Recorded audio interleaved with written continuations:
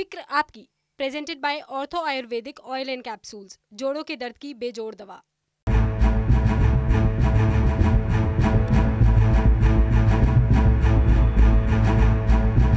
नमस्कार, कैसे हैं फिक्र आपकी में एक बार फिर आपका स्वागत है। मैं हूं आपके साथ निशांत चतुर्वेदी। शुरुआत करते हैं आपकी फिक्र की बड़ी बड़ी खबरों के साथ।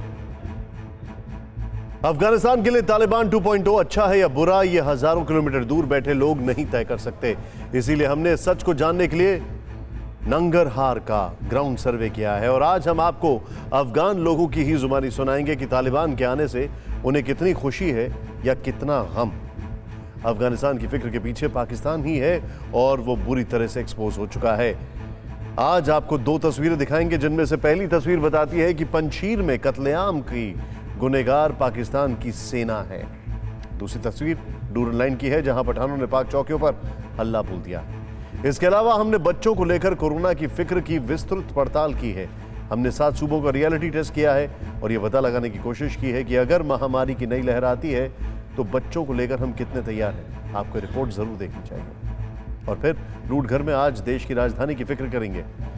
बारिश के बाद आज सब्जी मंडी में एक हादसा हुआ।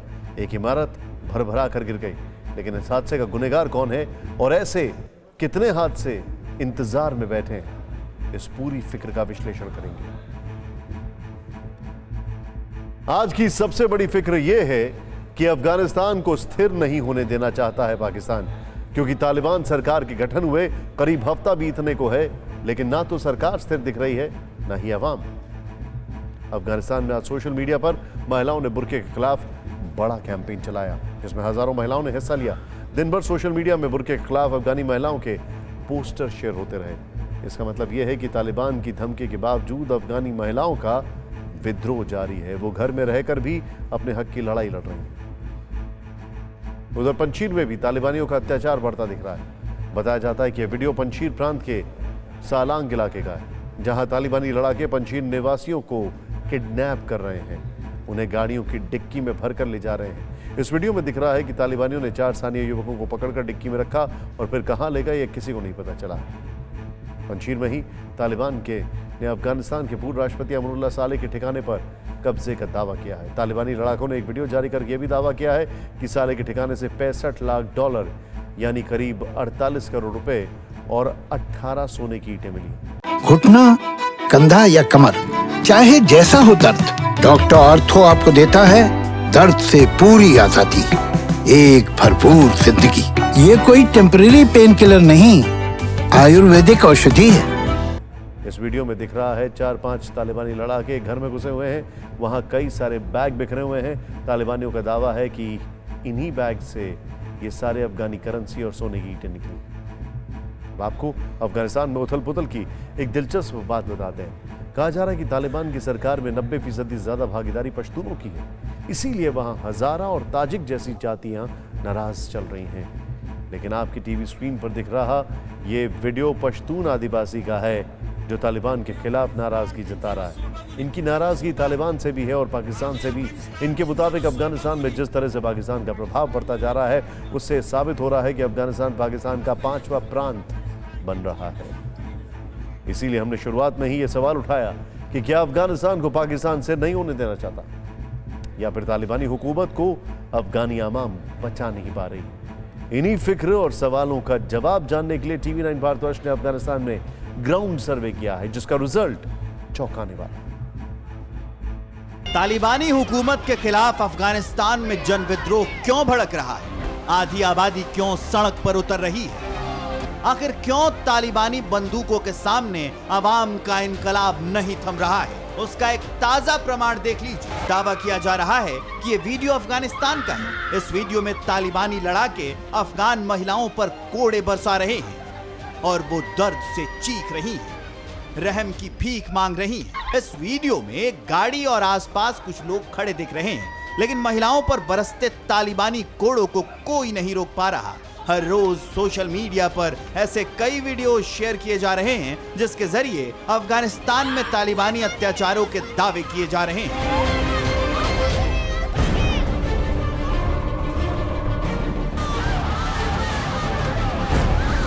और तालिबान के इसी दमन चक्र के खिलाफ, महिलाओं पर तालिबानी अत्याचार के खिलाफ अफगानी महिलाओं ने मोर्चा खोल दिया है। आम आवाम विद्रोह पर उतर आई है और इस जन विद्रोह को दबाने के लिए तालिबानी कोड़े बरसा रहे हैं, गोलियां चला रहे हैं।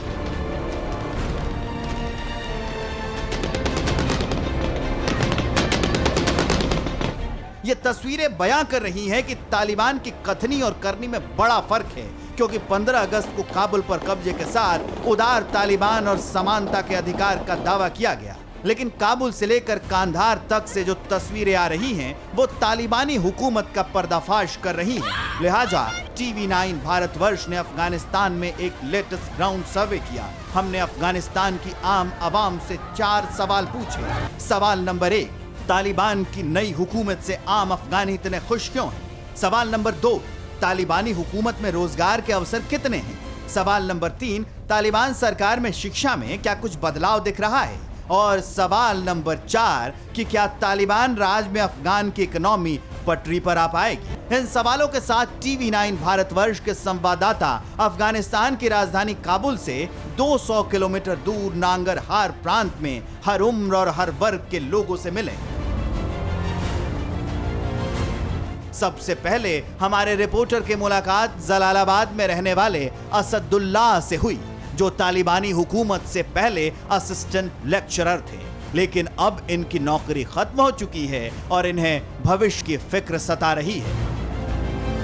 हमारा इकोनॉमिक सिचुएशंस फ़िलहाल बहुत ही ख़राब है, क्योंकि मैं पहले सैलरी स्टैंड पर्सनैलिटी था, मेरा सैलरी था, मैं उससे अपनी ज़रूरतें और अपनी मुश्किलात हल कर रहा था।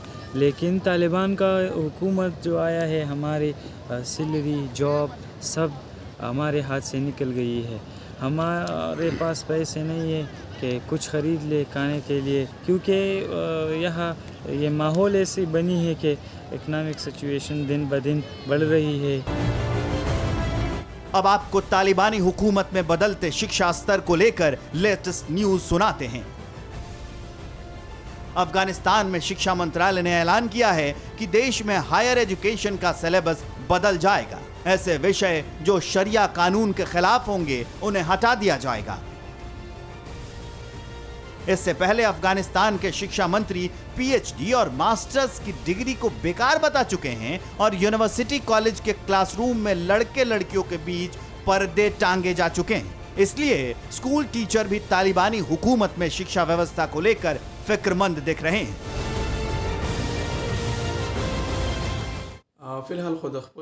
सिर्फ सुरक्षा ही हमारी जिंदगी का सवाल नहीं है, उसके साथ साथ लोगों के पास कामकाज बहुत जरूरी है। इस हुकूमत में लोगों के कारोबार, जॉब्स चले गए हैं।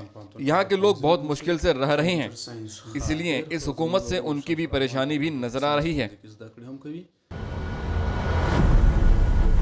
जाहिर है, कलम के बदले बंदूक रखने वाले तालिबानी तालीम की अहमियत कितना समझेंगे। इसलिए अफगानिस्तान में नौकरी कोई भी हो, संकट सब पर छाया है। ट्रस्ट में काम करने वाले लोग भी बेरोजगार हो गए हैं।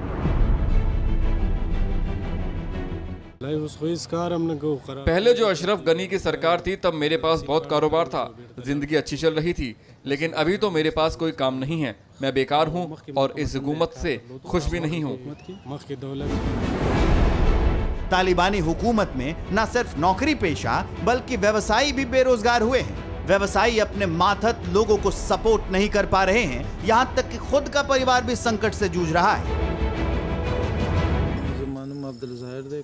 ये जो तालिबानी हुकूमत आई है, मेरी जॉब चली गई है, अभी मैं बेरोजगार हूँ। इस हुकूमत से मैं तो खुश नहीं हूँ और मैं चाहता हूँ कि अफगानिस्तान में एक ऐसी सरकार आए जो लोगों के लिए कामकाज, रोजगार का बंदोबस्त करे। कहते हैं कि बच्चे मन के सच्चे होते हैं, इसलिए काबुल में हमारे संवाददाता ने स्कूली छात्रों से भी बातचीत की तो उन्होंने भी तालिबानी हुकूमत से खुशी जाहिर नहीं की। जो तालिबान की हुकूमत आई है उसकी वजह से लोग डर के मारे स्कूल नहीं आते, टीचर्स भी नहीं आते हैं।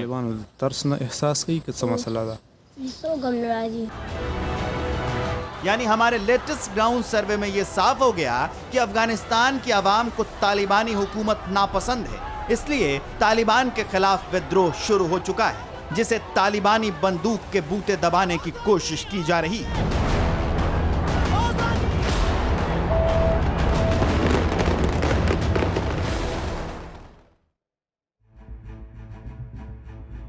अफगानिस्तान की करीब 80% आबादी जो है वो एग्रीकल्चर पर डिपेंडेंट है और अभी वहां पर कई इलाकों में सूखा पड़ रहा है। सोचिए क्या हालात होंगे वहां पर। अफगानिस्तान में न सिर्फ तालिबान बल्कि उसके पालनहार पाकिस्तान के खिलाफ भी जन आक्रोश बढ़ गया। जो तालिबानी हुकूमत के दिन गुजर रहे हैं, पाकिस्तान का तालिबान प्रेम जग जाहिर हो रहा है। पाकिस्तान की आतंक कथा पूरी दुनिया के सामने बेनकाब हो रही है और काबुल से कश्मीर तक पाकिस्तान की फजीहत हो रही है।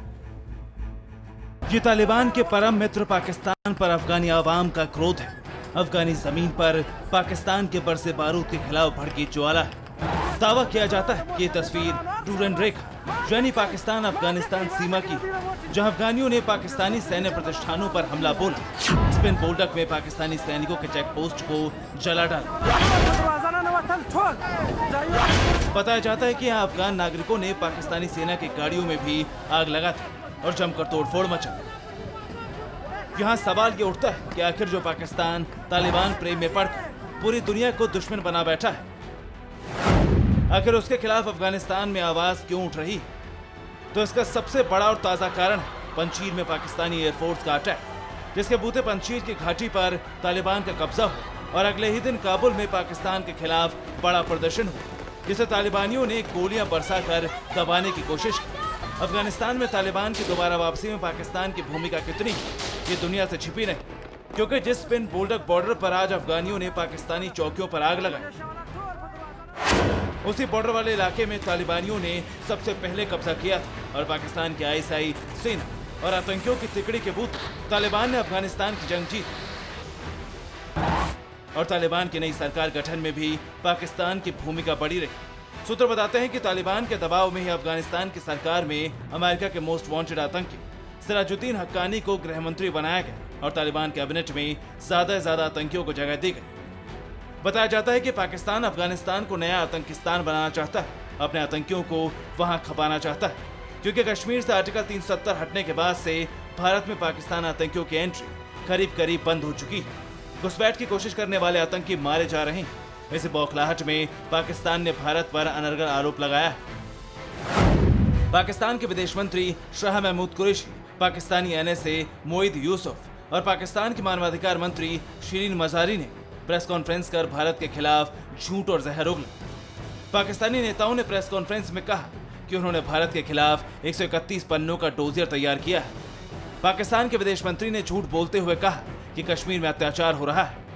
इसके आगे बोलते हुए शाह महमूद कुरैशी ने कश्मीर में आतंक मचाने वाले तालिबानियों की तुलना स्वतंत्रता सेनानियों से कर दी। घुटना, कंधा या कमर, चाहे जैसा हो दर्द, डॉक्टर ऑर्थो आपको देता है दर्द से पूरी आजादी, एक भरपूर जिंदगी। ये कोई टेम्परेरी पेन किलर नहीं, आयुर्वेदिक औषधि है। पाकिस्तान के विदेश मंत्री ने बेशर्मी की हदें यहाँ तक लांघ दी कि उनके मुताबिक भारत आईसिस के आतंकियों को ट्रेनिंग दे रहा है, जबकि दुनिया भर के आतंकी पाकिस्तान में ट्रेन होते हैं और इसका इंतजाम पाकिस्तानी फौज और आईएसआई करती है। अफगानिस्तान और पाकिस्तान में 74 साल से भी ज्यादा से दुश्मनी चली आ रही है। ट्रेडिशनली अफगानिस्तान ने 1947 में पाकिस्तान की आज़ादी तक मानने से मना कर दिया था और कह दिया था कि जब तक आप डूरन लाइन को ख़त्म नहीं करते हैं और हमारी पश्तून जो टेरिटरीज हमें वापस नहीं करते हैं, तब तक हम पाकिस्तान को रिकॉग्नाइज भी नहीं करेंगे। यही पाकिस्तान का बहुत पुराना खौफ है। अफगानिस्तान के बाद फिक्र हिंदुस्तान की और देश के लाखों बच्चों की, जिन पर अब कोरोना का खतरा ज्यादा बताया जा रहा है। लेकिन आगे बढ़ने से पहले चंद सवाल बहुत जरूरी हैं। सवाल यह है कि क्या कोरोना की तीसरी लहर आएगी? क्या जब कोरोना की तीसरी लहर आएगी तो बच्चों की सेहत पर भारी पड़ेगी? क्या तीसरी लहर में बच्चों पर वायरस का सबसे घातक असर होगा? क्योंकि देश के साइंटिस्ट, डॉक्टर और सरकार तक इसकी फिक्र जता चुके हैं और ये सवाल आने वाले महीनों में सबसे बड़ी चुनौती भी बन सकता है, क्योंकि इस वक्त आधे हिंदुस्तान में बच्चों पर वायरल बुखार का जो है वो कहर बनकर टूट रहा है। सैकड़ों की मौत हुई है। ऐसे में सवाल उठ रहा है कि अगर हम बुखार को ही कंट्रोल नहीं कर सकेंगे तो कोरोना की नई लहर से कैसे लड़ेंगे? इन्हीं सवालों के इर्द गिर्द हमने 7 सबूतों का रियलिटी टेस्ट किया। आपको रिपोर्ट ज़रूर देखनी चाहिए ताकि अच्छी या बुरी हर परिस्थिति के लिए आप तैयार रहें। सबसे पहले देश की राजधानी दिल्ली और आर्थिक राजधानी मुंबई के अस्पतालों का रियलिटी टेस्ट। कोरोना की तीसरी लहर अगर आई तो बच्चों के लिए खतरा बड़ा होगा, लेकिन क्या इस खतरे से निपटने के लिए देश की तैयारी भी बड़ी है? ये समझने के लिए टीवी9 भारतवर्ष ने आधे भारत का पूरा रियलिटी टेस्ट किया। हमारे रिपोर्टर ने देश भर के 7 राज्यों के अस्पतालों का जायजा लिया। दिल्ली, हरियाणा, पंजाब, उत्तर प्रदेश, मध्य प्रदेश, बिहार और महाराष्ट्र के अस्पतालों का हाल जाना। तो चलिए आपको कोरोना की तीसरी लहर की आशंका के बीच 7 राज्यों की रियलिटी टेस्ट पर लेकर चलते हैं। सबसे पहले आपको ले चलते हैं दिल्ली और मुंबई, जहां कोरोना की 2 लहरों का कहर सबसे ज्यादा टूटा था। सबसे पहले बात देश की राजधानी दिल्ली की। हमारी टीम बच्चों के सबसे बड़े सरकारी अस्पतालों में से एक चाचा नेहरू हॉस्पिटल पहुंची। यहाँ आईसीयू वार्ड तैयार करने का काम तेजी से जारी है। यहाँ पर तैयारियां कुछ इस तरीके से की जा रही हैं कि अगर कोरोना की तीसरी लहर में बच्चे प्रभावित होते हैं तो उनको संक्रमण से बचाया जा सके। आप देखिए बाकायदा इस तरीके की जो मशीनें हैं जहाँ पर बच्चों को रखा जाता है, इनकी संख्या यहाँ पर बढ़ाई गई है और इसके अलावा तमाम तरीके की चीज़ें हैं जो अस्पताल अपने स्तर पर कर रहा है, दिल्ली सरकार कर रही है कि जिससे अगर संक्रमण फैलता है बच्चों में तो समय रहते उन पर काबू पाया जा सके। हमारी पड़ताल में ये पता चला कि यहाँ पर बच्चों के लिए बेड बढ़ाने के साथ साथ ऑक्सीजन प्लांट लगाया गया है।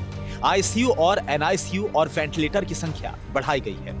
सभी बेड पर 24 घंटे ऑक्सीजन सप्लाई के लिए नई पाइपलाइन बिछाई गई है।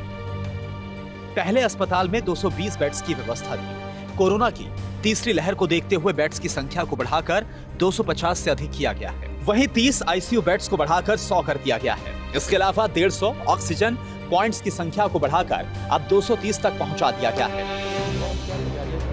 अस्पताल की तैयारियों को लेकर टीवी9 भारतवर्ष की टीम ने चाचा नेहरू बाल चिकित्सालय की हेड ममता जाजू से भी बात की है। कोविड थर्ड वेव में अगर बच्चे आते हैं तो बच्चों को कैसे आइडेंटिफाई करना है, बच्चों का कैसे ट्रीटमेंट करना है, तो वो हर लेवल के स्टाफ को हमने ट्रेन किया है। उसमें पैरामेडिकल स्टाफ भी है, टेक्निकल स्टाफ भी है, नर्सिंग स्टाफ भी है, डॉक्टर्स भी है। यहाँ वार्ड में बच्चों को अकेला नहीं रखा जाएगा। कोरोना होने की स्थिति में बच्चों के साथ माता पिता को रहने की अनुमति मिलेगी। इन तैयारियों के साथ ही अस्पताल प्रशासन हेल्पलाइन नंबर को जारी करने का प्लान बना रहा है, जिससे बीमार बच्चों को किसी भी वक्त मदद मिल सके। तीसरी लहर को लेकर चाचा नेहरू अस्पताल की तैयारियां बहुत हद तक संतोषजनक है। इसके बाद बच्चों की बड़ी फिक्र को लेकर हमने महाराष्ट्र की राजधानी मुंबई का रुख किया और हमारी टीम ने मुंबई की मेयर किशोरी पेडनेकर से बातचीत की। उन्होंने क्या दावा किया आप खुद सुनिए। हमने वार्ड रेडी रखे हैं, वेंटिलेटर बच्चे के लिए अलग वेंटिलेटर लगता है वो हमारा रेडी है। हमारे क्वारंटाइन सेंटर अलग है, उसमें बच्चे लोग 14 दिन 15 दिन रह सकते हैं। मेयर ने दावा किया कि मुंबई में 25,000 बेड बच्चों के लिए तैयार रखे गए हैं और जरूरत पड़ी तो 25,000 और बेड्स बढ़ाए जा सकते हैं। मेयर के इसी दावे की पड़ताल करने हम पहुंचे बांद्रा कुर्ला कॉम्प्लेक्स। यहाँ जंबो कोविड सेंटर बनाया गया है। डॉक्टरों का कहना है कि अगर आईसीयू और एनआईसीयू की जरूरत पड़ती है तो बीएमसी की जो डेडिकेटेड अस्पताल है वहाँ पर वो सुविधा है और यहाँ पर ऑक्सीजन और नॉन ऑक्सीजन बेड है। इस जंबो कोविड सेंटर की क्षमता 2300 के आसपास है। फिलहाल यहाँ पर सिर्फ 25 कोरोना की मरीज इलाज करवा रहे हैं। इस समय यहाँ पर 1-2 बच्चे भी आ रहे हैं, लेकिन तीसरी लहर को देखते हुए आगे की तैयारियां और भी बड़ी हैं। एट प्रेजेंट बीएमसी का जो गाइडलाइन है, मतलब जो एट प्रेजेंट गाइडलाइन है उसके हिसाब से जंबोज में oxygen and non oxygen beds को अलॉट किया गया है। Bandra Kurla complex Covid centre बनाने के साथ ही मुंबई के मलाड, वर्ली और कंजूर मार्ग पर भी ऐसे सेंटर बनाए गए हैं जहां बच्चों के लिए स्पेशल आईसीयू तैयार है। वहां आईसीयू से जुड़ा एक दूसरा कमरा भी है जिसमें संक्रमित बच्चों के माता पिता पीपी किट पहनकर रुक सकेंगे। यानी देश के 2 महानगरों ने बच्चों को बचाने के लिए कमर कस रखी है। लेकिन ऐसे दावे दूसरी लहर से पहले भी किए जा रहे थे और अब तीसरी लहर से पहले की तैयारियों के दावे भी अभी महामारी की कसौटी पर परखे जाने बाकी हैं। देखिए, अच्छी खबर आपको ये बता दें कि 2 वैक्सीन जो हैं भारत में टेस्ट की गई हैं बच्चों के ऊपर। भारत बायोटेक कोवैक्सीन और जाइडस कैडिला की जाइकोव डी। अनुमान है कि 1 महीने के अंदर अंदर शायद बच्चों के लिए वैक्सीन शुरू हो सकती है, शायद। और अगर ऐसा हो जाता है तो ये बहुत बड़ी राहत की खबर होगी। यानी 2 मेट्रो शहरों में स्थितियां बेहतर हैं, जो अभी आपने रिपोर्ट में देखा। लेकिन आज हम तीसरी लहर में बच्चों की फिक्र कर रहे हैं। ऐसे में जानना जरूरी है कि कोरोना वायरस की पहली और दूसरी लहर में कितने बच्चे संक्रमित हुए। सरकारी आंकड़ों के मुताबिक दूसरी लहर में 11.62% बच्चे संक्रमित हुए, जबकि पहली लहर में 11.31% वायरस की चपेट में बच्चे आए। कर्नाटक में तो दूसरी लहर के दौरान बच्चों में संक्रमण तेजी से फैला है। 1 मई 16 से 16 मई के बीच यानी महज 15 दिनों में 19,000 बच्चे संक्रमित हुए हैं। देश के अस्पतालों के आंकड़े इस बात के सबूत हैं कि कोरोना ने दूसरी लहर में भी बच्चों को चपेट में लिया है। ऐसे में जब आशंका है कि तीसरी लहर बच्चों को ज्यादा प्रभावित करेगी, तब देश के 2 सबसे बड़े राज्य उत्तर प्रदेश और बिहार इस महामारी से लड़ने के लिए कितने तैयार हैं, आइए देखते हैं हमारी पड़ताल। कोरोना की तीसरी लहर से निपटने के लिए क्या उत्तर प्रदेश तैयार है? ये जानने के लिए हमारी पड़ताल की शुरुआत हुई लखनऊ के सबसे बड़े अस्पतालों में एक बलरामपुर चिकित्सालय से, जो कोरोना की दूसरी लहर के दौरान मौतों के लिए चर्चा में रहा। तो हम लखनऊ के बलरामपुर हॉस्पिटल के पीकू वार्ड में हैं और यहाँ पर आप देख सकते हैं कि किस तरीके से इंतजामात किए गए हैं। सारी चीज़ें यहाँ पर, चाहे वो ट्रेसिंग के लिए हो, टेस्टिंग के लिए हो या ट्रीटमेंट के लिए हो, सारी चीज़ों का अरेंजमेंट किया गया है। यहाँ अलग से डेंगू मलेरिया वार्ड भी बनाया गया है, जहाँ डेंगू मलेरिया और वायरल बुखार से पीड़ित मरीज हैं, लेकिन इसमें सबसे ज्यादा संख्या बच्चों की है। इस वक्त हमारे पास ज़्यादातर मरीज, आप मान के चलिए 75% पेशेंट वो आपके जो है खांसी, जुकाम, जकड़न, सांस फूलने के हैं और अच्छे से मैनेज हो रहे हैं। हमारी पड़ताल बता रही थी कि बलरामपुर का अस्पताल बहुत हद तक संभल चुका है और इसके बाद हमारी टीम पहुंची लखनऊ के ही लोक बंधु अस्पताल में। हम लखनऊ के लोक बंधु अस्पताल में है, जो कि कोविड हॉस्पिटल है और यहाँ पर जनरल के अलावा पीकू वार्ड भी बनाया गया, खास करके बच्चों के हिसाब से बनाया गया है, जहाँ पर खेलने से लेकर के उनके एंटरटेनमेंट के इलाज से सारी व्यवस्थाएं यहाँ पर की गई हैं। सूबे की राजधानी में तो सब कुछ चाक चौबंद था, लेकिन पड़ताल में हमें कुछ ऐसी तस्वीरें भी दिखी जो फिक्र बढ़ाती है। महाराजगंज जिला अस्पताल में डेंगू और वायरल बुखार से पीड़ित मरीजों की भरमार है। यहाँ ओपीडी में मरीजों की कतार देखी जा सकती है। बेड नहीं मिलने से ज्यादातर मरीज जमीन पर लेटकर अपना इलाज करवा रहे हैं। बच्चों के वार्ड में एक ही बेड पर 3-3 मरीजों का इलाज किया जा रहा है। अब फिरोजाबाद के शिकोहाबाद ब्लॉक के प्राथमिक स्वास्थ्य केंद्र का हाल देख लीजिए। आरोप है कि यहाँ डॉक्टर नहीं आते और झोला छाप डॉक्टर पेड़ के नीचे लिटाकर मरीजों का इलाज कर रहे हैं। बावजूद इसके सरकार के दावे बड़े बड़े हैं। पीजीआई का टीम, केजीएमयू का टीम और लोहिया की अलग अलग टीम हमने इन सब पीड़ित जनपदों में हमने भेजा भी है, जो लगातार काम करके अपना पूरा मार्गदर्शन कर रही है। अब बिहार की तैयारी देखिए। बिहार के सबसे बड़े कोविड अस्पताल एनएमसीएच में तैयारियों को स्टैंड बाय पर रखा गया है। इस वक्त मौजूद हूँ एमसीएच के नाम से, जिसे रिजर्व रखा गया है हर इमरजेंसी स्थिति के लिए, ताकि अन्य जो मरीज हैं उनको डिस्टर्ब न होना पड़े। यहाँ दूसरी लहर के दौरान सबसे ज्यादा हाहाकार ऑक्सीजन को लेकर मचा था, लिहाजा अब राज्य के ज्यादातर बड़े अस्पतालों की तरह एनएमसीएच में भी अपना ऑक्सीजन प्लांट लगाया गया है। एनएमसीएच के इस वक्त इस क्रायोजेनिक टैंक, ये जो सामने देख रहे हैं, ये लिक्विड मेडिकल ऑक्सीजन है। ये ज़रूरत के हिसाब से फिल और पूरे हॉस्पिटल में इसी से इस वक्त सप्लाई भी हो रही है। वहाँ पर 60 बेड का इंसेफेलाइटिस वार्ड बना हुआ था, जो बच्चों की बीमारी के लिए हम उपयोग करते हैं, तो वहाँ बड़ी संख्या में हमारे पास बेड की उपलब्धता है। घुटना, कंधा या कमर, चाहे जैसा हो दर्द, डॉक्टर ऑर्थो आपको देता है दर्द से पूरी आजादी, एक भरपूर जिंदगी। ये कोई टेम्परेरी पेन किलर नहीं, आयुर्वेदिक औषधि है। हम आपको कतई डराना नहीं चाहते हैं, बल्कि आपको आगाह करना चाहते हैं। एसोसिएटेड प्रेस की एक रिपोर्ट है, उसके मुताबिक अमेरिका में कोरोना के चलते 400 बच्चों की मौत हुई है और कई मामले ऐसे थे कि बच्चे आईसीयू में भी एडमिट करने पड़े, और वो भी अगस्त के महीने में। संभल जाना बहुत जरूरी है। अब तक हमने आपको दिल्ली, मुंबई, उत्तर प्रदेश और बिहार के अस्पतालों का हाल दिखाया, लेकिन दूसरी लहर के दौरान मध्य प्रदेश, पंजाब और हरियाणा भी वायरस से सबसे ज्यादा प्रभावित राज्यों में है।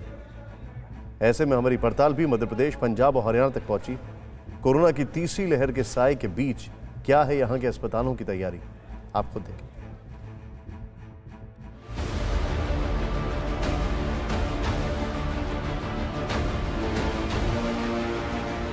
कोरोना की पहली लहर की तुलना में दूसरी लहर में बच्चे 5 गुना ज्यादा संक्रमित हुए हैं।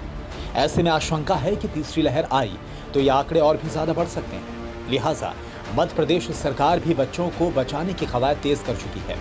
लेकिन यहाँ पर तीसरी लहर आने से पहले ही डेंगू ने कहर बरपा रखा है।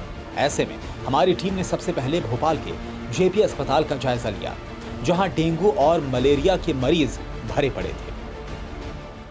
मेरे पीछे आप तस्वीरों में देख पा रहे होंगे अस्पतालों के बाहर लंबी कतारें इस समय नजर आ रही होंगी। यहाँ पर पहले जो सैंपल लेने का काम है वो किया जा रहा है और अब मैं अगली तस्वीर आपको दिखाने जा रहा हूँ ओपीडी की। यहाँ पर पैर रखने तक की जगह नहीं है, इतनी ज्यादा भीड़ इस समय यहाँ पर ओपीडी में आपको नजर आएगी। लंबी लंबी कतारें हर काउंटर पर आपको दिखाई दे रही होंगी। खाने के लिए आए हैं। क्या प्रॉब्लम क्या है? पेट में तकलीफ है। पेट में तकलीफ है तो शुगर की जांच करवाना है, 2 घंटे हो गए। 2 घंटे हो गए। भोपाल के अस्पतालों जैसे हालात जबलपुर में भी हैं। तस्वीरों को देखकर ही अंदाजा लगाया जा सकता है कि यहाँ मौसमी बीमारियों के साथ साथ वायरल फीवर और डेंगू ने कहर बरपा दिया है। यहाँ हजारों मरीज वायरल फीवर से पीड़ित हैं, जबकि डेंगू मरीजों की संख्या का आंकड़ा भी 800 के ऊपर है। जबलपुर के विक्टोरिया अस्पताल में एक बेड पर 2 से 3 बच्चों का इलाज चल रहा है। 24 बेड की व्यवस्था वाले बच्चा वार्ड में 60 बच्चे एडमिट किए गए हैं, फिर भी जगह कम पड़ रही है। 3 बच्चे हैं और बच्चा मेरा उठ नहीं रहा है। 3-4 दिन से न खाना खा रहा न कुछ उठ रहा है। कमोबेश यही स्थिति ग्वालियर, इंदौर, छतरपुर और जबलपुर की है। बदलते मौसम के साथ बीमारी तेजी के साथ फैली है, लेकिन सबसे ज्यादा प्रभावित बच्चे हुए हैं। मध्य प्रदेश के बाद टीवी9 भारतवर्ष की टीम ने पंजाब और हरियाणा के 2 जिलों अंबाला कैंट और मोहाली पहुंचे। सबसे पहले आपको हरियाणा के अंबाला कैंट के सिविल अस्पताल का हाल दिखाते हैं। कोरोना की तीसरी लहर के दौरान सबसे ज़्यादा आशंका जताई गई है कि बच्चों पर इसका सबसे ज़्यादा असर पड़ सकता है। ऐसे में अंबाला सिविल हॉस्पिटल में अलग से बच्चों के लिए आईसीयू वार्ड भी बनाए गए हैं और इसके अलावा बेड्स भी तैयार रखे गए हैं। हालांकि अभी अंबाला अगर हम पूरे ज़िले की बात करें तो यहाँ पर कोई ज़्यादा केस सामने नहीं आ रहे हैं कि बच्चों में कोविड देखा जा रहा हो और इसी वजह से अभी ये वार्ड आपको खाली दिखाई देगा, लेकिन यहाँ पर आईसीयू बेड्स छोटे बच्चों के लिए लगाए गए हैं।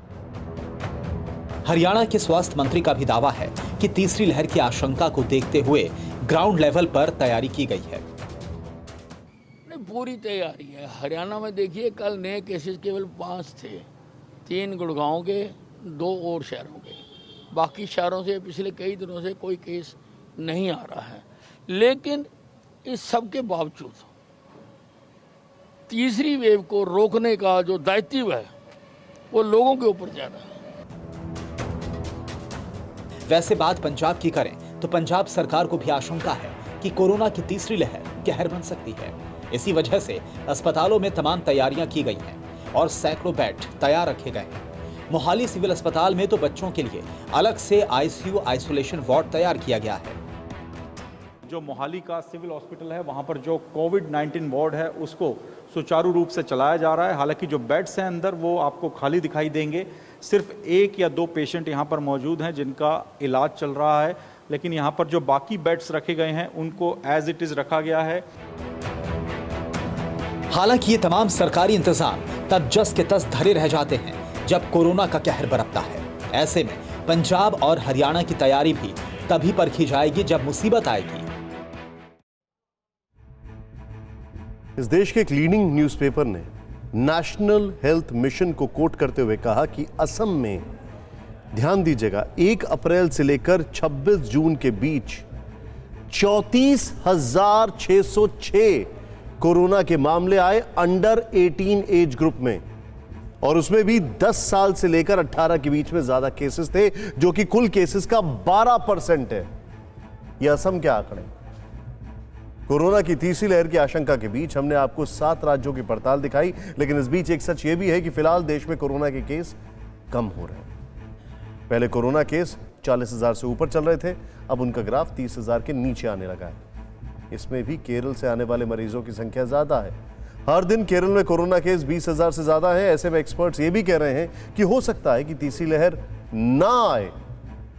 वैसे बच्चों को लेकर एक अच्छी खबर यह भी है कि 2 से 18 साल के बच्चों के लिए अगले महीने जाइडस कैडिला की वैक्सीन लॉन्च हो सकती है।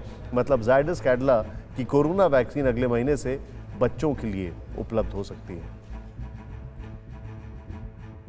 और अब हमारी खास सीरीज लूटघर।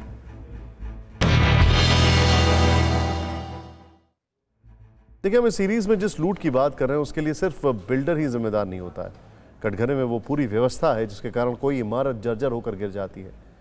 दिल्ली में आज सुबह ऐसी ही एक इमारत गिर गई और उसकी चपेट में आकर बिल्डिंग के नीचे से गुजर रहे 2 बच्चों ने दम तोड़ दिया।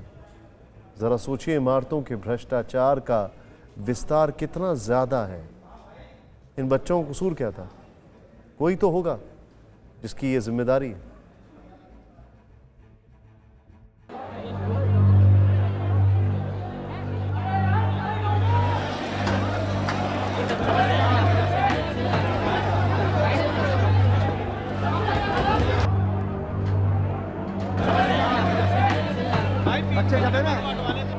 चारों ओर फैली मिट्टी और ईंट के वजन से कहीं ज्यादा बोझ आज इस आदमी के कलेजे पर होगा, क्योंकि दिल्ली में जो इमारत गिरी उसके मलबे से इसके बेटे को निकाला जा रहा है।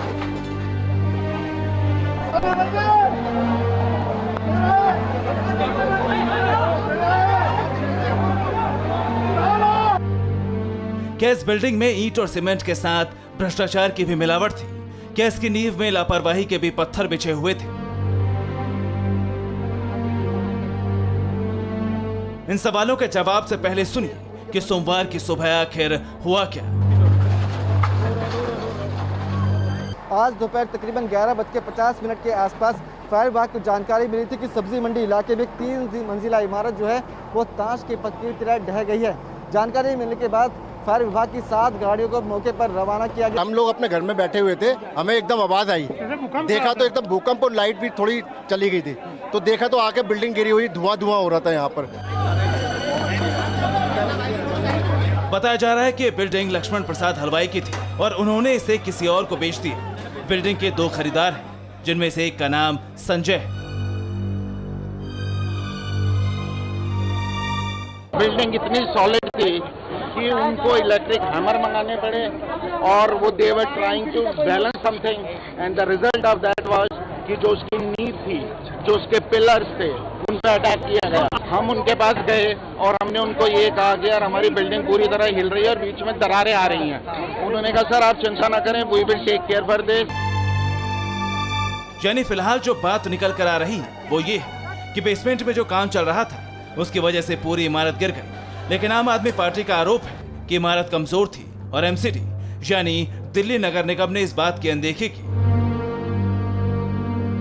हमारे स्थानीय जो पार्षद महोदय हैं उन्होंने इस बिल्डिंग की स्पेसिफिकली शिकायत की थी रिटर्न में, वार्ड कमेटी में भी शिकायत करी, सदन के अंदर भी इसके खिलाफ आवाज उठाई। लेकिन आप जानते हैं इसकी तरह पूरी दिल्ली के अंदर 11-1200 बिल्डिंगें ऐसी हैं जो कोलैप्स होने की कंडीशन में है, जिन्हें एमसीडी को इवैक्यूएट करवाना चाहिए, वो नहीं हो पा रहा है। हमने आम आदमी पार्टी के इसी आरोप का जवाब मांगा उत्तरी दिल्ली नगर निगम के मेयर से। वैसे तो हमने लगभग 699 699 जो बिल्डिंगें हैं जिसको हमने चिन्हित किया है डेंजरस बिल्डिंग, मगर ये उस बिल्डिंग में ये ऐसी बिल्डिंग नहीं थी जो हमने इसको डेंजरस करार दिया। बाकी जो जितनी डेंजरस बिल्डिंग है उनको हमने ऑलरेडी खाली करने का नोटिस दे रखा है। पूरी दिल्ली में करीब 1700 इमारतें ऐसी जो खतरनाक श्रेणी में आती हैं, यानी इनमें रहना खतरे से खाली नहीं, क्योंकि ये कभी भी गिर सकती है। लेकिन मेयर की बात पर ध्यान दीजिए, अकेले उत्तरी एमसीडी में कुल 8,35,474 इमारतों का सर्वे कराया गया। इनमें 699 खतरनाक पाई गई। इसी तरह 444 इमारतों को रिपेयरेबल यानी मरम्मत की श्रेणी में पाया गया। मरम्मत के बाद इन इमारतों की जांच होगी और तब ये फैसला किया जाएगा कि ये रहने योग्य हैं या नहीं। उत्तरी दिल्ली के केशवपुरम जोन 1 और 2 में 75 बिल्डिंग खतरनाक हालात में है। रोहिणी जोन 1 और 2 में 142 बिल्डिंग रहने योग्य नहीं है, जबकि नरेला में 24, सिविल लाइन में 89 और करोलबाग जोन में 348 इमारतें खतरनाक श्रेणी में रखी गई। अब आप इस इमारत को देखिए, ये सदर बाजार की इमारत है और एमसीडी से मिली जानकारी के मुताबिक 2109 सदर बाजार मेन बीजी रोड, जिसको बहादुरगढ़ रोड भी कहते हैं, उस पते पर ये इमारत है और ये इमारत इस हालत में है कि ये कभी भी धराशायी हो सकती है और लंबे समय से एमसीडी यहाँ पर नोटिस भेज रही है कि ये इमारत खतरनाक श्रेणी में आती है। जिसको उन्होंने डेंजर बोला था ना, उसको हमने अपनी हिसाब से सब उतरवा दिया। लेकिन हम देख रहे हैं कि अभी भी बहुत ही एकदम खतरनाक हालत में, जगह जगह क्रैक आ रखे हैं और झुकी हुई है बाहर की तरफ। झुकी भी नहीं है, ये झुकी भी नहीं है, और ना डेंजर हालत है। अभी इसको पेंट कर दिया जाए ना तो यही एकदम नई चमकेगी। 11 साल से ये पानी पड़ पड़ के ऐसी हो गई है। इसको जरा पेंट पूंट कर दो, इसी को यही नहीं लगेगी एकदम। अभी ये रिपेयर होगी। तो देखिए कि ये कह रहे हैं कि इसको रिपेयरिंग की ज़रूरत है, मरम्मत की ज़रूरत है, लेकिन जो हालत हम देख रहे हैं वो हालत इसकी बिल्कुल भी रहने लायक नहीं है। एमसीडी को तय करना है कि अभी ये रिपेयरेबल स्थिति में है, इसकी मरम्मत करके इसको रहने योग्य बनाया जा सकता है, लेकिन फिलहाल ऐसी इमारतें जो हम आपको दिखा रहे हैं वो कहीं ना कहीं लोगों की जान की दुश्मन बनी हुई हैं। सबसे हैरान करने वाली जानकारी आप सुनेंगे तो आप सोचेंगे हो क्या रहा है। राजधानी दिल्ली के जिस सब्जी मंडी इलाके में रॉबिन सिनेमा के सामने जो 4 मंजिला इमारत ढहने की वजह से हादसा हुआ, उस इमारत को उत्तरी निगम की तरफ से खतरनाक होने का कोई नोटिस भेजा ही नहीं गया, बल्कि उसके आसपास बनी 6 इमारतों को नोटिस भेजा गया। यानी कि नगर निगम का इवैल्यूएशन भी डामाडोल है। हर साल मॉनसून से पहले जर्जर इमारतों का सर्वे होता है और नोटिस जारी किए जाते हैं, लेकिन सख्ती नहीं बरती जाती क्योंकि इच्छा शक्ति नहीं होती है। देखिए इस बिल्डिंग को नोटिस कहां दिया गया, कल आपको दिखाएंगे लूट घर की एक नई रिपोर्ट। और अब देखते हैं फटाफट खबरें। आम आदमी को मिली राहत, दाल समेत जरूरी वस्तुओं की घटी महंगाई। अगस्त में सीपीआई 5.59% से गिरकर 5.3% हुई। केंद्र सरकार ने जारी किया आंकड़े। किसान आंदोलन को लेकर बदले पंजाब के सीएम कैप्टन अमरिंदर सिंह के सुर। कहा दिल्ली और हरियाणा जाकर आंदोलन करे किसान, इससे सूबे का हो रहा है आर्थिक नुकसान। पहले किसानों का समर्थन कर रहे थे अमरिंदर सिंह। तमिलनाडु विधानसभा में पारित हुआ नीट परीक्षा को रद्द करने की मांग वाला बिल। कानून बनने के बाद राज्य में नहीं आयोजित होगी नीट परीक्षा। 12वीं के मार्क के आधार पर मिलेगा दाखिला।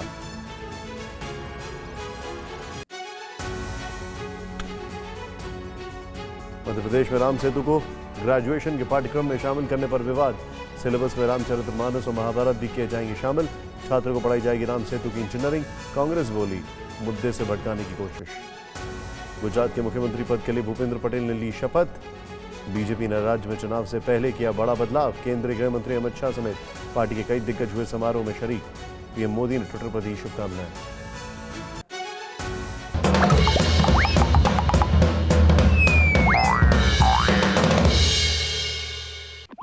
तो हिंदी दिवस आ गया है। कुर्ते सदरी प्रेस हो रहे हैं, जूते सैंडल पर पॉलिशें हो रही, भाषण तैयार हो रहे हैं। पीढ़ी से लेकर सफलता की सीढ़ी तक बताने के लिए हिंदी की स्पीच लिखी जा रही है। आयोजनों की रूपरेखा बन रही है, साथ में खर्चों का ब्यौरा भी बन रहा है, जिसको देखकर कई जेबें अपना मुंह और बड़ा करती जा रही हैं। इस बीच हिंदी जहां की तहां खड़ी है। 35 करोड़ लोगों की भाषा, 45 करोड़ लोगों की बोलियों की मां होकर भी 1949 से लेकर आज तक राजभाषा ही है, राष्ट्रभाषा नहीं बन पाई। इस बीच 3 माह में स्पोकन इंग्लिश सिखाने वाले कोचिंग के बोर्ड हर दिन नए टंगते जा रहे हैं। फोन लगाने पर हिंदी के लिए 2 दबाना होता है। ओटीटी प्लेटफॉर्म भाषा के साथ बदतमीजी के नित नए प्रतिमान बना रहे हैं और घर में बच्चों से कहा जाता है अंग्रेजी में बात किया करो वरना आएगी नहीं, जब देखो हिंदी बोलता रहता है। हिंदी के नाम पर तमाशा मेरे आगे चल ही रहा था कि अचानक मेरे एक पुराने परिचित बोल पड़े, by the way happy Hindi day बडी।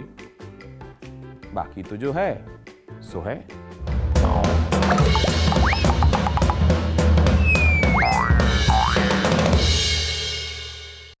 परवाह देश की, सोमवार से शुक्रवार रात 10 बजे TV9 भारतवर्ष पर।